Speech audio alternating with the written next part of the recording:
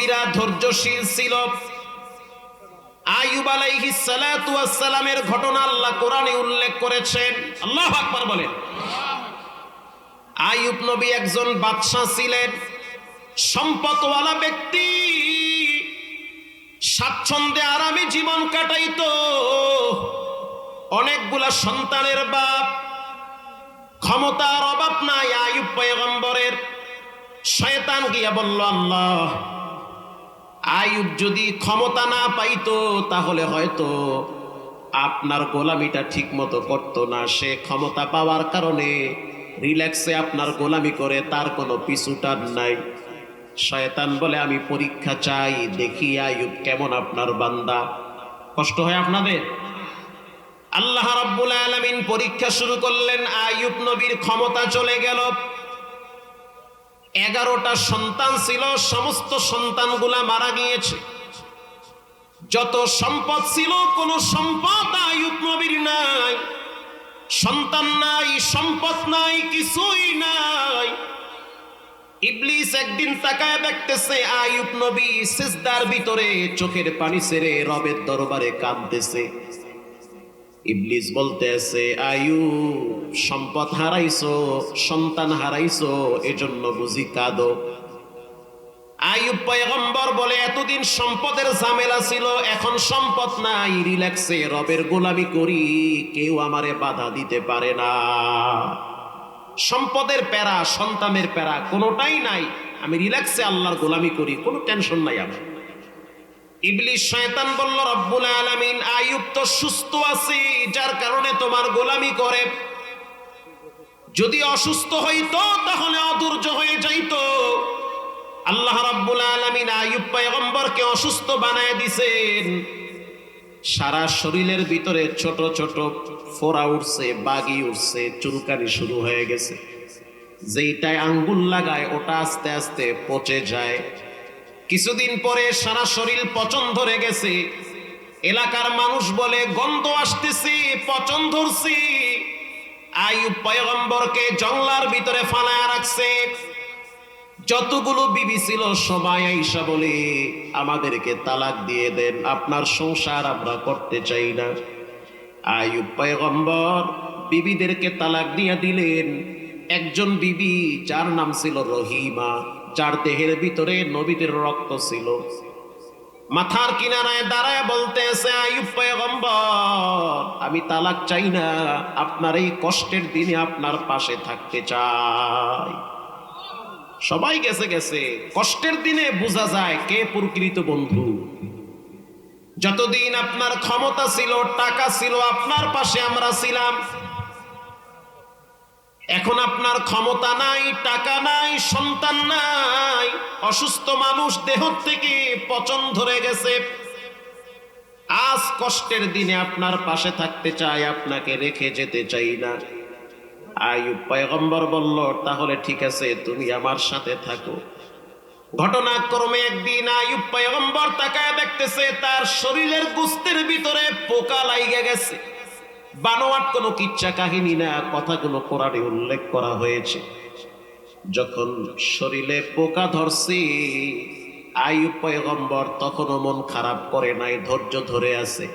একটা বারও বলেন, আল্লাহ, আমার কষ্ট হয়, কেন আপনি আমার এত ভয়াবহ বিপদে ফালায়া রাখছে?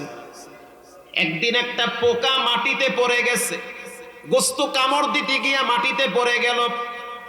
আইয়ুব আলাইহিস সালাতু ওয়াস সালাম সেই পোকাটাকে উঠাইয়া এরপরে আবার সেই গোস্তের উপরে তুলি দিয়া বলতে আছে, হে পোকা, আল্লাহ পাক আমার গোস্ত তোমার জন্য রেজেক রাখছে, কেন তুমি মাটিতে আমার গোস্ত খাও আর রবের শুকরিয়া আদায় করো। আল্লাহু আকবার। ধৈর্য কাকে বলে? ধৈর্যশীল কত মানুষ দেখবেন হসপিটালে আছে, অনেক কষ্টে আছে, তারপরও ধৈর্য ধরে আছে। কিছুদিন পরে আইয়ুব পয়গম্বর দেখলো যে তার জিহ্বায় একটা পোকা কামড় লাগায় দিছে। যখন জিহ্বার ভিতরে পোকায় কামড় লাগাইলো, আইয়ুব পয়গম্বর ওই দিন চোখের পানি ছেড়ে কান্না শুরু করে দিয়েছে। এর আগে প্রতিদিন জিবরাইল এসে প্রশ্ন করল, আইয়ুব আপনি কেমন আছেন? প্রতিদিন আইয়ুব পয়গম্বর মুখে হাসি দিয়ে বলতো যে আলহামদুলিল্লাহি আলা কুল্লি হাল, আমার রব আমারে সর্ব অবস্থায় ভালো রাখছে। কিন্তু আজকে যখন জিহ্বায় পচন ধরেছে, জিহ্বার ভিতরে পোকা লাগছে, আইয়ুব পয়গম্বর চোখের পানি ছেড়ে দিয়ে বলে, আল্লাহ, এতদিন আমার দেহে পোকা লাগছে, কষ্ট লাগে নাই, আজ যখন আমার জিহ্বায় পোকা লাগছে আমি সহ্য করতে পারি না, কারণ আমি জিহ্বা লড়ায় লড়ায় আল্লাহর জিকির করতাম, আল্লাহর জিকিরে এত মজা, এত শান্তি, এই শান্তি আগে পাইতাম, এখন পাই না, কারণ এখন আমার জিহ্বার ভিতরে পচন ধরেছে, পোকা লাগছে। আল্লাহ রাব্বুল আলামিন 18 বছর পর্যন্ত আইয়ুব নবীরে রোগাক্রান্ত করে জংলায় রাখছে, কষ্টে কষ্টে তার জীবন কেটেছে। ঘটনাক্রমে একদিন তার স্ত্রী আইয়ুব নবীর খাবার জোগানোর জন্য অনেক দূরে চলে গেছে। লম্বা ইতিহাস। ধৈর্যশীল মানুষ কাকে বলা হয় শুনে নেন। ধৈর্যশীল মানুষদের সাথে আল্লাহ থাকে। একজন আপনারে গালি দিছে, গালি দিয়েন না, একটু ধৈর্য ধরেন। কেউ আপনার গীবত করতে আছে, ধৈর্য ধরেন। আপনারে কেউ কষ্ট দেয়, ধৈর্য ধরেন। আপনি যদি সবর করেন, আপনার প্রতিবাদ করবে একজন, তিনি হলেন কে? যখন তার স্ত্রী খাবার আনার জন্য চলে গেল অনেক দূরে, ইবলিস শয়তান ধোঁকা দেওয়ার জন্য তার স্ত্রীর সামনে কবিরাজ হয়ে দাঁড়ায় গেল। স্ত্রীর সামনে কবিরাজ হয়ে ইবলিস দাঁড়ায় বলতে আছে, ও নবীর স্ত্রী রহিমা, আমি তোমার স্বামীকে সুস্থ করতে পারি, তবে শর্ত একটা, তুমি যদি আমাকে একটা বার সিজদা দাও, তোমার স্বামীর চিকিৎসা আমি করব। বলেন নাউজুবিল্লাহ। রহিমা বলতে আছে, আমার বিবি, আমার স্বামী তো একজন নবী, আমি তার কাছ থেকে জেনে আসি যে তোমার কদমে সিজদা করা যাবে কিনা। এবার রহিমা যখন চলে গেল, স্বামীর কাছে গিয়ে বলল, পয়গম্বর, আপনি সুস্থ হয়ে যাবেন, তবে এক কবিরাজের পায়ে সিজদা করা লাগবে, সেটা আমাকে বলেছে, আমি আপনাকে জানাবার জন্য আসছি। বলার সাথে সাথে আইয়ুব পয়গম্বরের রক্ত গরম হয়ে গেছে। তিনি তো তাওহীদের বার্তাবাহক। স্ত্রীকে বলতে আছে, ও বিবি আমার, তুমি কেন প্রতিবাদ করলা না? তোমার তো উচিত ছিল সেখানে প্রতিবাদ করা, কারণ আল্লাহ বলেছেন জীবন চলে গেল, কোনো বেঈমানের পায়ে সিজদা করা যাবে না, পৃথিবীর কারো কদমে সিজদা করা যাবে না। কপাল এবং সিজদা পাওয়ার উপযুক্ত একজন, তিনি হলেন কে? তুমি কেন প্রতিবাদ করো নাই? যেদিন আমি সুস্থ হয়ে যাব, সেদিন তোমাকে আমি 100 বেতের আঘাত করব। আল্লাহর একজন নবী এটা সহ্য করতে পারে নাই যে কেন আমার বিবি শয়তানের প্রতিবাদ করে নাই।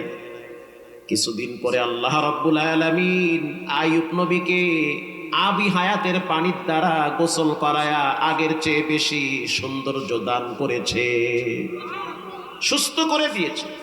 এবার আল্লাহ কোরআনে বলেন, ইন্না ওয়াজাদনাহু সাবিরা নি'মাল আবদু ইন্নাহু আওয়াব।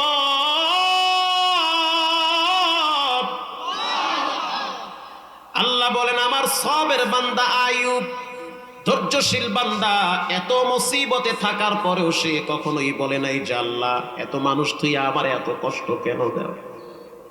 ময়মনসিংহ একটা বিভাগ আছে, পাশে একটা থানার নাম হলো তারাইল থানা।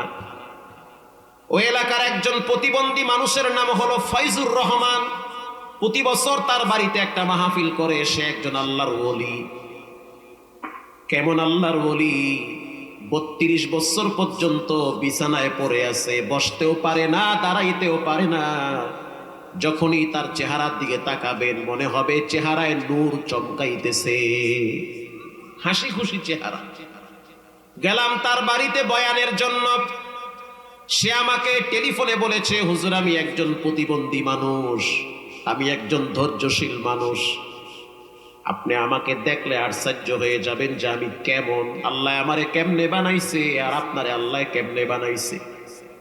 আল্লাহর জাত এবং সিফাতের কসম করে বললাম, এটা ভিডিও হইতেছে, গোটা বাংলাদেশে ছড়িয়ে যাবে। তারাইলের একটা এলাকার নাম হলো সুবিদখালী এলাকা, সেখানে হলো ফয়জুর রহমানের বসবাস। গেলাম দেখার জন্য, বিশাল মাহফিল।